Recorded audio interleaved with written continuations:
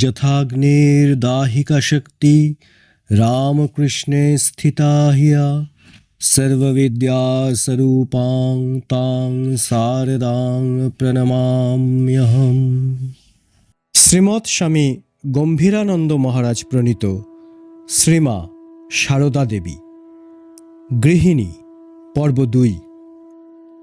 কালীমামা ও বরদা মামার যে ঝগড়ার কথা আমরা অধ্যায়ের প্রথমেই লিখিয়াছি, উহার ঠিক পরে কালীমামা খামারে ভালো করিয়া বেড়া দিয়া এবং উহার ভেতরটা পরিষ্কার করিয়া প্রফুল্ল মনে নিকটে রোয়াকে বসিয়াছেন।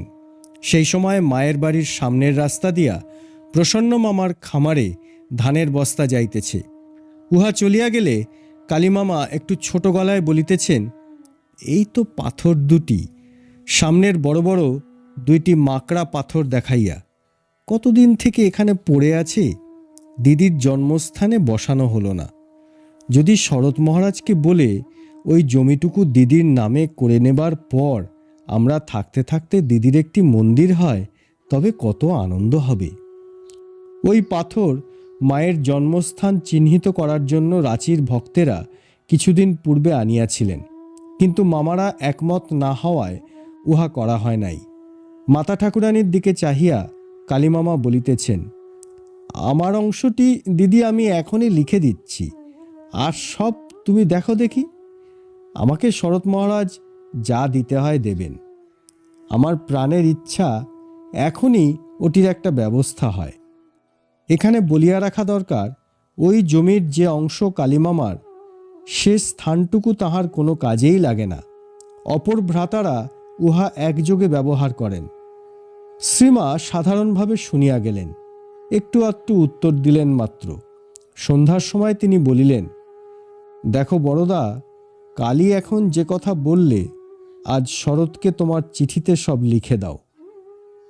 কালীর যখন সুমতি হয়েছে, তখন মনে হয় আর দেরি করা উচিত নয়। প্রসন্ন কলকাতায় আছে, বড়দারও অমত হবে না। সব বিষয়ে বাগড়া তো কালী। ও যখন আপনা থেকে ওটির উল্লেখ করলে, তখন বুঝতে হবে এখন হয়ে যাবে। দেখলে না, নারায়ণ আয়াঙ্গার কুয়ো করে দেবে বলে কত সাধ্য সাধনা করলে, তা কিছুতেইও মত করলে না। পরদিন শ্রীমা কালীমামাকে বলিলেন, তোর কথা মতো বড়দা কাল শরৎকে সব লিখেছে। মামা তখনই বললেন, তবে দিদি যা মূল্য ধার্য হবে তার উপর আমাকে কিন্তু আলাদা করে কিছু দিতে হবে। আমার সংসার বেশি, আয় কম। শ্রীমা বলিলেন, তা ওরা টের পেলে ওরাও আবার চাইবে না তো। বলা বাহুল্য, কার্যকালে সব মামাই ন্যায্য মূল্যের ওপর নিজ নিজ অংশে কিছু অধিক চাহিয়া লইলেন। স্বামী শারদানন্দজি সুযোগ না ছাড়িয়া এবং অর্থের দিকে না তাকাইয়া 1 মাসের মধ্যেই দলিল রেজিস্ট্রি করাইলেন। পূর্বে কুয়া খোঁড়াইবার কথা উঠিয়াছিল। শ্রীমা ফাল্গুন মাসে কলিকাতা চলিয়া গেলে ওই জমির এক কোণে বৈশাখ মাসে কূপ খনন আরম্ভ হইল। 1325 সালের মহালয়ার কয়েকদিন পূর্বে প্রসন্ন মামা তাহার যজন যাজনের জন্য কলকাতা রওনা হইবেন। তাই শ্রীমাকে বলিতেছেন, দিদি তুমিও দেশে এলে, আমাকেও এবার কলকাতা যেতে হচ্ছে। ছেলেপিলেরা সব রইল, যা হয় ব্যবস্থা করো। কি আর বলবো, কালীরই এখন সুবিধা হলো। দেশে জমি জমা দিয়ে ছেলেপিলের সঙ্গে ঘর থেকেই বেশ সংসার চালাচ্ছে। তুমিও এসে পড়লে, আমাকে এই বয়স পর্যন্ত বিদেশে পড়ে থাকতে হচ্ছে। কথাগুলির একটু আধটু কালীমামার কানে পৌঁছিতেই তিনি আসিয়া প্রসন্ন মামার নিন্দা আরম্ভ করিলেন। দিদির কাছে কাঁদুনি গাইছে টাকা আদায়ের জন্য ইত্যাদি। প্রসন্ন মামা কিছু উত্তর দিতে না পারিয়া বলিলেন, দেখ কালী, তুই আমাকে মান্য করিস আর নাই করিস, এটা কিন্তু জেনে রাখিস, আমি দিদির পরেই এবং তুই হলি আমার পরে। দিদির ওপর তোর ভক্তি কই? আমি দিদিকে যা জানি তুই তার কিছুই জানিসনি, কেবল দিদির টাকা চিনেছিস। শ্রীমা এইসব কথা শুনিতেছেন আর হাসিতে হাসিতে বলিতেছেন, ভাইগুলি আমার রত্ন বটে। ওরা গলা কাটা তপস্যা করেছিল বলেই আমি ওদের সংসারে পড়ে আছি। শ্রীমা অবশ্য তখন অন্যত্র থাকিতেন এবং ভ্রাতারাই তাহার নিকট সর্বপ্রকার সাহায্য পাইতেন। বড় মামা তখন অধিকাংশ সময় কলকাতাতেই থাকিতেন। যজমানিতে আয়ও মন্দ হচ্ছিল না। তথাপি বাল্যকাল অভাবের মধ্যে কাটাইয়া মামা বড় কৃপণ ও হিসাবী হইয়াছিলেন। তাহার দ্বিতীয় পক্ষের প্রথম সন্তান কমলার বয়স তখন 2 বৎসর। শ্রীমা তখন দেশে আছেন আর মামা কলকাতায়। মেয়েটি জ্বরে ভুগিতেছে, অন্য উপসর্গও দেখা দিয়াছে। গ্রাম্য চিকিৎসায় ফল হইতেছে না, আরও অর্থব্যয় প্রয়োজন। কিন্তু বড় মামা খবর পাইয়াও আসিতে পারিলেন না, টাকাও পাঠাইলেন না। হয়তো তিনি ভাবিয়াছিলেন দিদি দেশে আছেন, তিনিই ব্যবস্থা করিবেন। দিদি কিন্তু এবার এই অন্যায় আবদার সহ্য করিতে পারিলেন না। তাহার নিকট যখন সংবাদ পৌঁছিল তখন তিনি বিরক্তি সহকারে বলিলেন, তার বছর বছর ছেলে হবে, অথচ তাদের অসুখ করলে টাকা খরচ করতে পারবে না কেন? বলিয়াই এত গম্ভীর হইয়া গেলেন যে ওই বিষয়ে আর কেহ কথা তুলিতে সাহস পাইল না। সৌভাগ্যক্রমে কমলা সেবার সাধারণ চিকিৎসাতেই ক্রমে সারিয়া উঠিল। শ্রীমাকে তখন 3 স্তরের আত্মীয়বর্গের সহিত আদান প্রদান করিতে হইত। প্রথম ভ্রাতারা, দ্বিতীয় ভ্রাতুষ্পুত্রী ও ভ্রাতৃবধূরা, তৃতীয় ভ্রাতুষ্পুত্রগণ ও ভ্রাতুষ্পুত্রীদের সন্তানবৃন্দ। ভ্রাতারা তখন উপার্জনক্ষম, তথাপি দিদির টাকার প্রত্যাশা রাখেন। 3 জন ভ্রাতুষ্পুত্রী নলিনী, মাকু ও রাধু এবং ভ্রাতৃজায়া সুরবালা নানা কারণে শ্রীমায়ের পরিবারভুক্ত। তৃতীয় স্তরের সকলে তখনও সরল শিশু বা বালক বালিকা।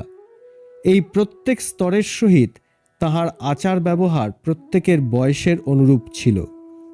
আমরা মামাদের সহিত শ্রীমায়ের সম্বন্ধের পরিচয় কতক পাইয়াছি।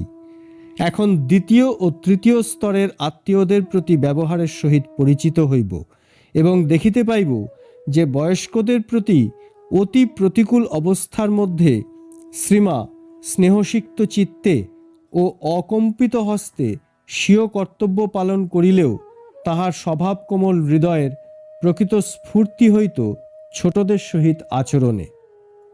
প্রথমা স্ত্রী রামপ্রিয়া দেবীর মৃত্যুর 1 বৎসর পরে প্রসন্ন মামা সুবাসিনী দেবীর পাণিগ্রহণ করেন। ইনি তখন বালিকা এবং মামিদের মধ্যে বয়সে খুবই ছোট। কালীমামার গৃহিণী সুবোধবালা দেবী, বরদাপ্রসাদের পত্নী ইন্দুমতী দেবী এবং অভয়চরণের স্ত্রী সুরবালা দেবীও মাতা ঠাকুরানীর তুলনায় অল্প বয়স্কা ছিলেন। সুরবালা বা ছোট মামির সহিত আমাদের পূর্বে বহুবার সাক্ষাৎ হইয়াছে, এই অধ্যায়েও আবার ঘটিবে। সুরবালার কন্যা রাধারানীর কথা আপাতত আর তুলিবার প্রয়োজন নাই। রামপ্রিয়া দেবীর কন্যা নলিনী এবং মাকুর নাম আমরা অবগত আছি, কিন্তু ইহাদের সম্বন্ধে আরও জানা আবশ্যক। সুবাসিনী দেবীর কন্যা কমলা ও বিমলা এবং সুবোধবালা দেবীর পুত্র ভূদেবের সহিত পরিচয়ের তেমন প্রয়োজন হইবে না। তবে ইন্দুমতী দেবীর পুত্র ক্ষুদিরাম, মাকুর পুত্র ন্যাড়া ও রাধুর পুত্র বনু আমাদের দৃষ্টি আকর্ষণ করিবে।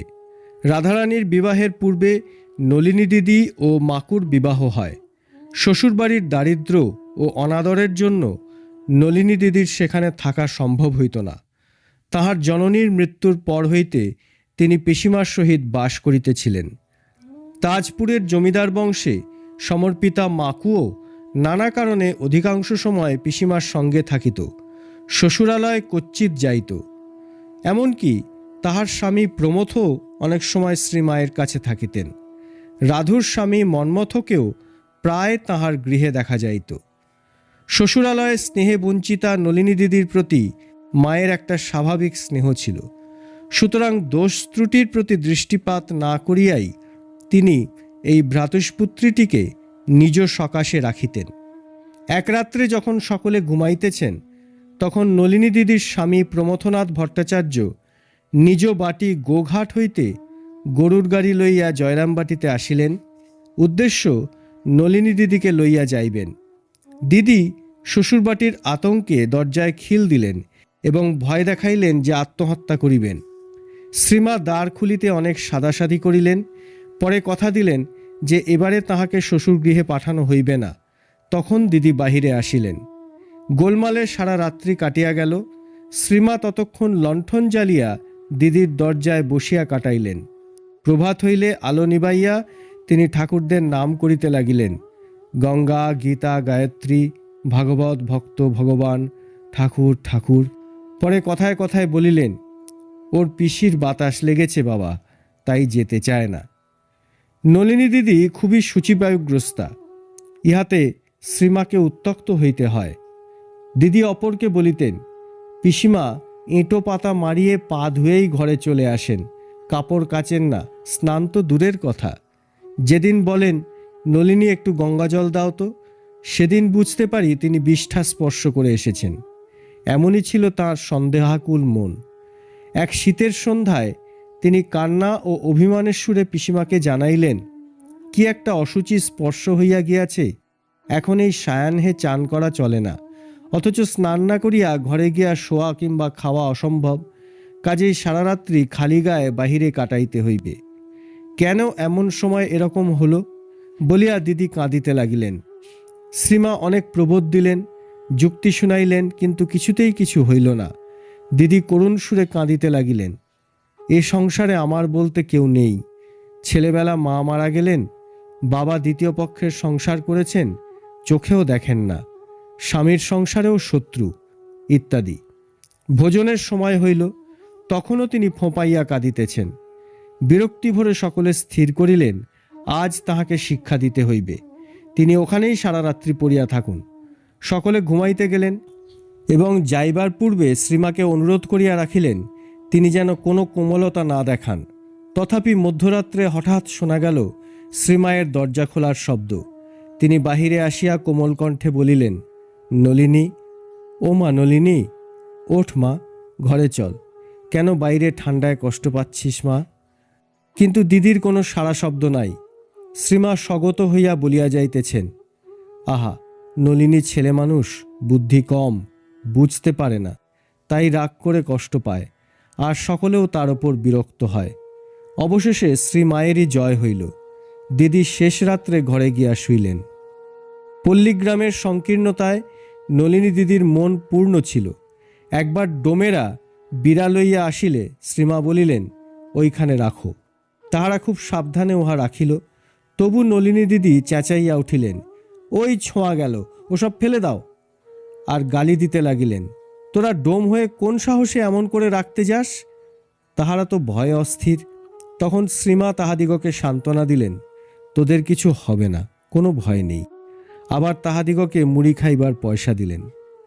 পাগলি মামির সহিত নলিনী দিদির অহিনকুল সম্বন্ধ, অথচ উভয়েই শ্রীমায়ের গৃহস্থালীর অন্তর্ভুক্ত। উভয়কেই মানাইয়া চালানো মায়ের স্বেচ্ছাবৃত কর্তব্য।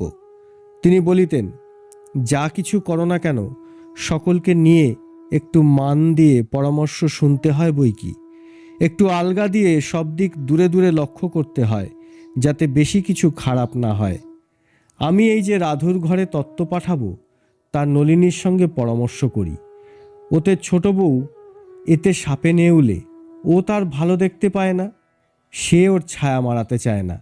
কিন্তু আমি যখন নলিনীকে মুরব্বি বানিয়ে তার পরামর্শ চাই, বলি, দেখ নলিনী, কি তোর পছন্দ, এইসব দেখে শুনে বল। তখন আমি যেসব জিনিসের ফর্দ দিই, তাতে সে বলে, ওতে কি করে হবে পিসিমা, ওরা যেমনই ব্যবহার করুক। আর রাধিটা তো একটা পাগল, জ্ঞানগম্য কিছুই নেই। কিন্তু তোমার তো একটা মর্যাদা আছে, তুমি অত ছোট নজর দেখাতে যাবে কেন? তুমি তোমার মতন করে যাও।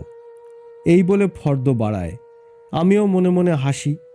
ওইটুকু যদি ওকে না জানিয়ে সেখানে তত্ত্ব পাঠাই, অমনি দুজনে তাই নিয়ে কুরুক্ষেত্র বাঁধাবে।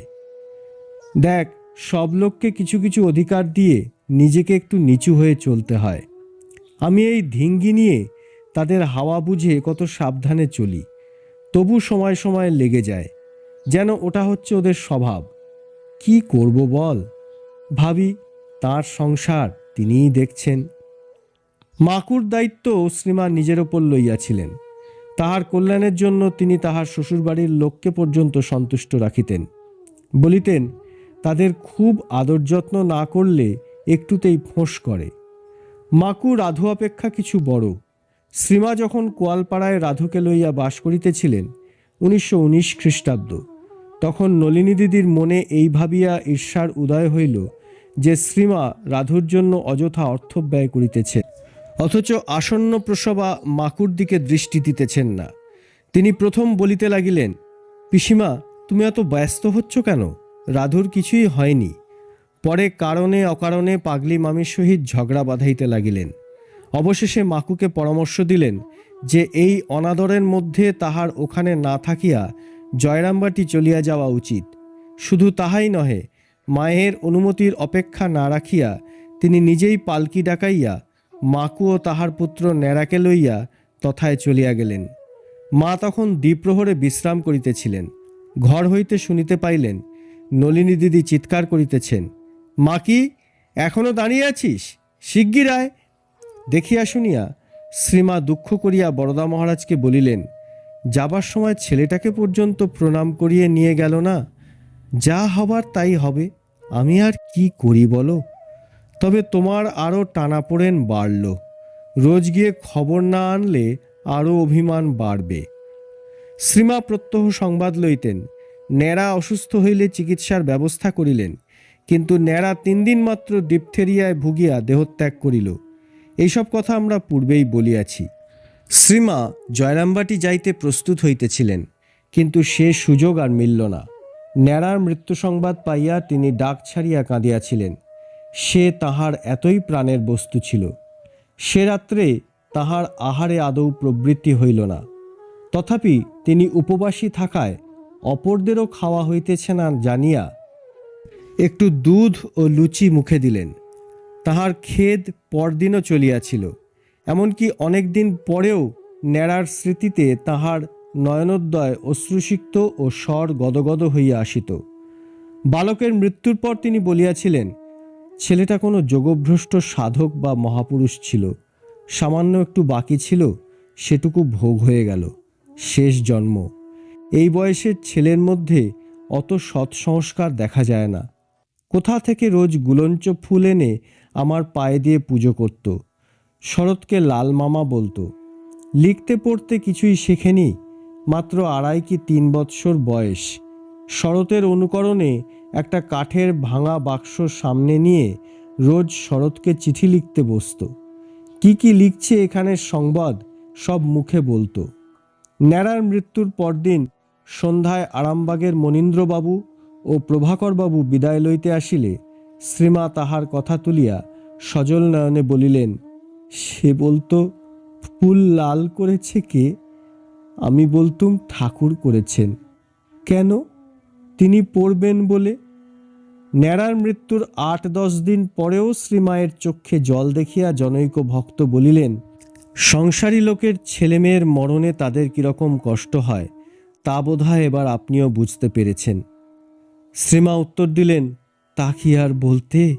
যে কষ্ট হচ্ছে মাকুর ছেলেকে মানুষ করে তা ভুলতে পারছি নে। ইহার অনেক পূর্বের ঘটনা। ন্যাড়ার বয়স তখন 1 বৎসর মাত্র। শ্রীমা সকালে শ্রী শ্রী ঠাকুরের নৈবেদ্য সাজাইতেছেন। মর্তমান কলাগুলি ছাড়াইয়া একটি পাত্রে রাখিতেছেন। ন্যাড়া হামা দিয়া উহা লইতে অগ্রসর হইল। শ্রীমা মিষ্টস্বরে বলিলেন, একটু রোসো বাবা, ঠাকুরের ভোগ হয়ে গেলে পাবে। সে ক্ষান্ত হইল না দেখিয়া মা তাহাকে হাত দিয়া ঠেলিয়া দিলেন, কিন্তু সেও হাত ঠেলিয়া আসিতে লাগিল। তখন সেবক তাহাকে ধরিয়া লইয়া যাইতে চাহিলেন, কিন্তু শ্রীমা বাধা দিয়া সহস্তে একটি কলা ন্যাড়ার মুখে দিয়া বলিলেন, খা গোপাল খা। তখন শ্রীমায়ের বদন ও নয়ন যেন এক দিব্য স্নেহপ্রভায় উদ্ভাসিত হইয়াছে। জননীং শারদাং দেবীং রামকৃষ্ণং জগদ্গুরুং পাদপদ্মে